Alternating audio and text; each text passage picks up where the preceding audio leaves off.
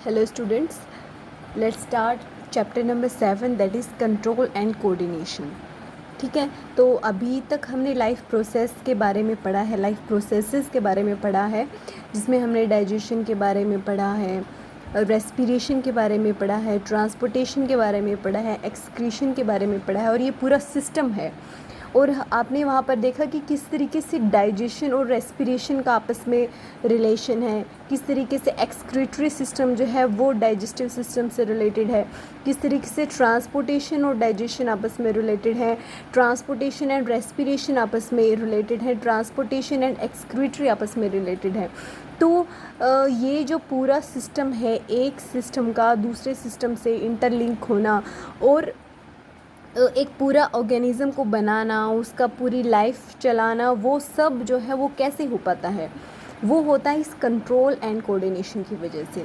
ठीक है, अगर if we do not have any control and there is no coordination amongst any organic system, तो it is hard to live, हम जिंदा भी नहीं रह सकते।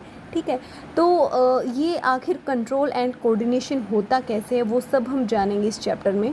ठीक है, तो जैसे इसने यहाँ पर कुछ एग्जांपल्स दिए हैं, चाहे एक सीड है उसकी ग्रोथ हो, ठीक है, वो कैसे हो रही है। जैसे कुछ चिल्ड्रन है वो स्विंग है उसके ऊपर प्ले कर रहे हैं, बिफेलोज हैं वो कड को च्यू कर रही हैं, वो घास खा रही हैं, एक कैट है वो रन कर रही है। ये सारे के सारे मूवमेंट्स हैं वो कैसे हो पाते हैं, ग्रोथ की वजह से। एंड ग्रोथ के अंदर ये सारे के सारे जो हमने सिस्टम पढ़े हैं लाइफ प्रोसेसेस वाले, वो सब के सब उसके एक इम्पोर्टेंट पार्ट होते हैं। ठीक है, तो ये सारी जो चीज़ें रिस्पॉन्सिबल हैं वो सब रिस्पॉन्सिबल हैं किसकी वजह से, कंट्रोल एंड कोऑर्डिनेशन की वजह से।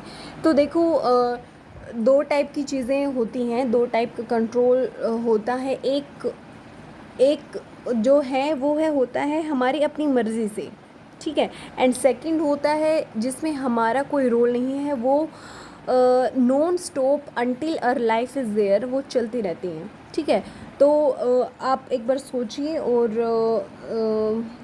उन एक्टिविटीज़ के बारे में जानने की कोशिश कीजिए जो कि हमारी बिना मर्ज़ी के, जिसमें हमारा कोई रोल नहीं है, वो लगातार चलती रहती हैं। ठीक है, तो ऐसी कौन सी चीज़ें हैं जो लगातार चलती रहती हैं, ऐसी कौन सी एक्टिविटीज़ हैं जो लगातार चलती रहती हैं। देखो, हमारा हार्ट बीट है, ठीक है, हमारा हार्ट नॉन स्टॉप जब तक हमारी लाइफ है चलता रहेगा। रेस्पिरेशन है, क्या हम इसे कंट्रोल कर सकते हैं, रेस्पिरेशन को, हमारे हार्ट बीट को कंट्रोल कर सकते हैं, ब्लड फ्लो को कंट्रोल कर सकते हैं, हमारे एक्सक्रीटरी सिस्टम जो है उसको कंट्रोल कर सकते हैं, नहीं। हम इन चारों में से किसी एक चीज़ को भी कंट्रोल नहीं कर सकते, और इन चारों में से अगर एक चीज़ भी अनफॉर्चुनेटली वर्किंग करना स्टॉप कर दे तो लाइफ ख़त्म है। ठीक है, और इन चारों का आपस में कोऑर्डिनेशन ही क्या बनाता है, लाइफ बनाता है। लेकिन कुछ एक्टिविटीज़ ऐसी भी हैं जिसके ऊपर हम कंट्रोल कर सकते हैं। फॉर एग्ज़ाम्पल, मैं अभी बोल रही हूँ, ठीक है, I am using my hand, I am using this pen, तो इन एक्टिविटीज़ पर क्या है, मेरा पूरा कंट्रोल है। मैं इसको चाहूँ तो बंद कर सकती हूँ, चाहूँ तो चालू कर सकती हूँ। ठीक है, जैसे कि कोई भी फिज़िकल एक्टिविटी हो रही है उसके अंदर पूरा कोऑर्डिनेशन होता है amongst all the body parts.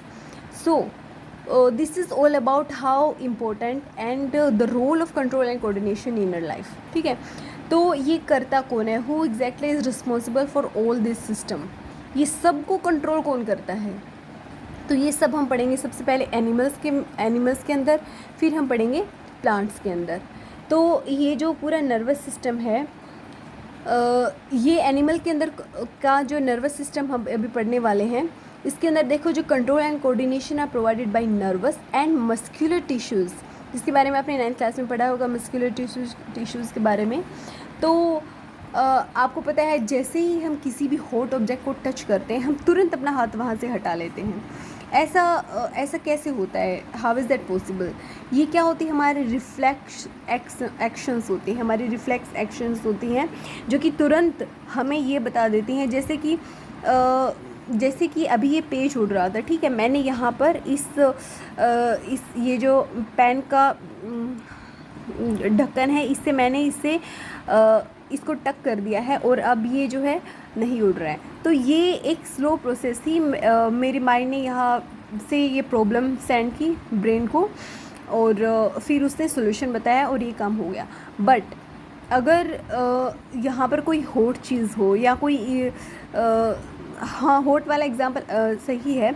अगर कोई हॉट चीज़ से अगर मेरा बॉडी टच हो जाती है तो तुरंत ऐसा इतनी देर वेट नहीं होता है कि मैं पहले मेरा हाथ उस हॉट ऑब्जेक्ट को टच कर रहा है और यहाँ से पहले मैसेज आ रहा है कि भाई ये चीज़ गर्म है और मुझे अपना हाथ तुरंत वहाँ से रिमूव कर देना चाहिए, और फिर वहाँ से मैसेज आ रहा है कि यस यू कैन रिमूव, आप मस्कुलर टिश्यूज़ को ये मैसेज दे रहे हो और फिर वो रिमूव होगा। नो, तो कुछ एक्टिविटीज़ ऐसी होती हैं जो कि तुरंत काम करती हैं जिसे कि हम रिफ्लेक्स एक्शंस बोलते हैं, और कुछ ऐसी होती हैं जो कि अपना टाइम लेती हैं। ठीक है, तो नर्व सिग्नल्स होते हैं, एक हार्मोनल सिग्नल्स होते हैं। हार्मोनल जो सिग्नल्स होते हैं they are controlled by chemicals. ठीक है, और ये जो अपना नर्वस सिस्टम होता है इसके अंदर पूरा इलेक्ट्रिकल सिग्नल्स सेंड किए जाते हैं, इसका पूरा रोल होता है। तो इलेक्ट्रिकल सिग्नल्स जो हैं ये फास्टली डिलीवर होते हैं, और जो हार्मोनल जो सिग्नल्स हैं जो कि हार्मोन से ड्राइव होते हैं वो सारे स्लो हैं। ठीक है, तो देखो जैसे कि हमारी ह्यूमन बॉडी है उसके अंदर भी ये यूनिफॉर्मिटी है, तो वो किसकी वजह से, वो हार्मोन्स की वजह से है। जैसे कि a left hand is exactly identical to a right hand. ठीक है, लेफ़्ट लेग, ठीक है, is exactly identical to the right leg. Plants की तरह ऐसा नहीं है कि कहीं से भी जो है कोई नई ब्रांच स्टार्ट हो गई और इट कीप्स ऑन ग्रोइंग। ऐसा तो नहीं है कि हमारे 2 ही हैंड्स, ऐसा तो नहीं है कि थर्ड हैंड है वो भी कहीं से ग्रो हो गया। सो ये जो पूरा कंट्रोल कैसे होता है, ये हार्मोन्स की वजह से होता है। और नर्वस जो सिस्टम है वो जो फास्ट जो भी एक्टिविटीज़ हैं उनको कंट्रोल और कोऑर्डिनेट करने का काम करता है। ठीक है, तो अभी हम और जानते हैं कि जैसे नर्व सेल्स हैं वो किस तरीके से काम करती हैं। तो देखो जैसे कि इसने थोड़ा सा ये बताया कि गैस्ट्रेटरी रिसेप्टर जो होते हैं वो टेस्ट को डिटेक्ट करते हैं, और जो ओल्फैक्टरी रिसेप्टर होते हैं वो स्मेल को डिटेक्ट करते हैं। ये कॉमन सी चीज़ें हैं, आपको पता होंगी। देखो the information required at the end of the देखो अगर हम इसके नर्व सेल है, अगर उसके कंस्ट्रक्शन की हम बात करें कि किस तरीके से दिखता है, तो ये कुछ इस तरीके से दिखता है। ये न्यूक्लियस है, आपको पता ही होगा, 9th क्लास में आपने पढ़ा होगा। ये this is all cell body.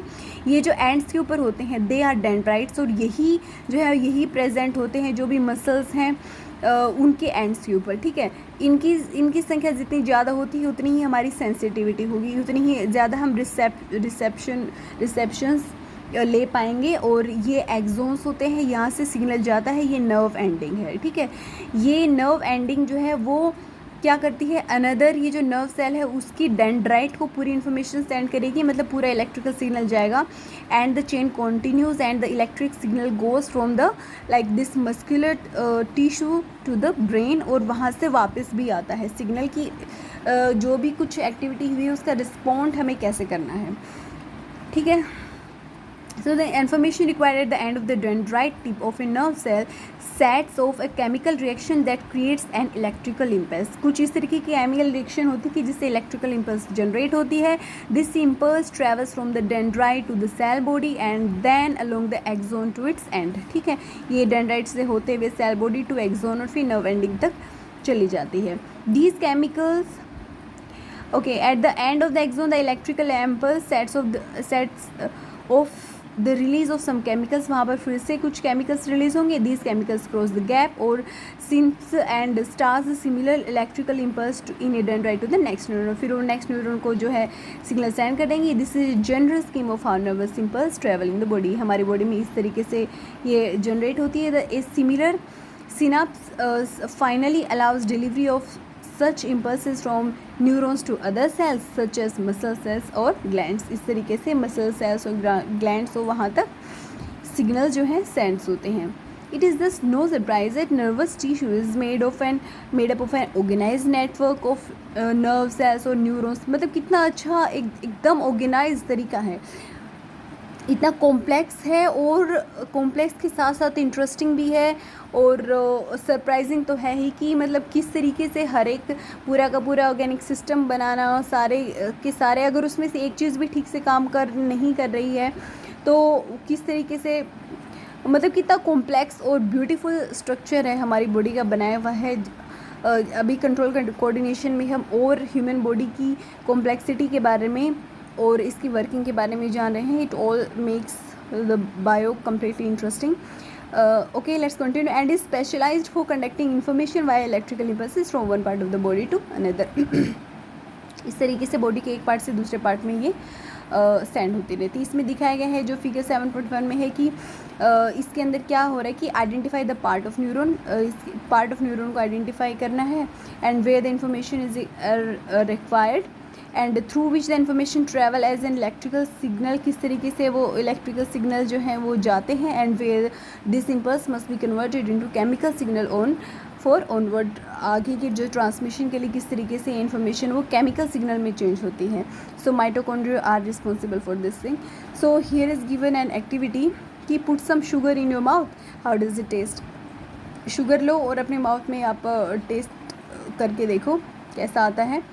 Usual test आएगा, आपको पता ही है. लेकिन अब क्या करो, block your nose by pressing it and between your thumb whatever. किसी भी तरीके से अपनी नोज़ को आप ब्लॉक करो कुछ देर के लिए और फिर आप शुगर खाओ. क्या इसका टेस्ट वैसा ही आया जैसे कि पिछली बार आया था? नो.